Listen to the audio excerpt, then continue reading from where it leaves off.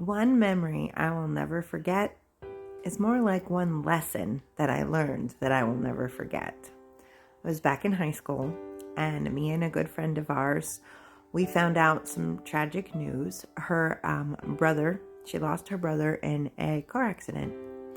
And what do? I mean, here I'm a young kid, 14 years old. How in the world do I even reach out and help my friend? Like, I was at a loss, and I got a phone call from my youth leader, someone who gave me great advice before, and she called and she goes, "We're going to go visit their family." And I'm like, "But what do you say?" And she goes, "You don't say anything. Let's go." So she picked me up, and we stopped by the bakery, and we got some bread, and we went over to their house and knocked on the door, and Mom answered, and we said, "We're here for you. We brought some bread."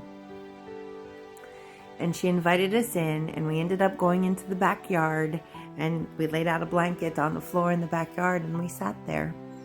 And Mom sat there, and I don't think Mom said 2 words. And we didn't say anything. We didn't console. There's nothing you can say to console someone who's just lost a loved one. We just sat with her. And my friend was there, and she wanted to tell stories about her and her brother and what they did and fun things. And so we let her, and we listened to her. And she had a little sister who was probably about 8, who would come hang out with us and then run away, and then come hang out and run away. But I will never forget that day. It is a memory that means so much to me. When someone is hurting, there are no words to say, but your presence is what matters. And so pick up a loaf of bread, unless they're gluten-free, and then find something else. You have to know the people. And go over and just be with them.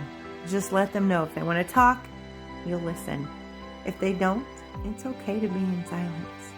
That was the memory I will never forget.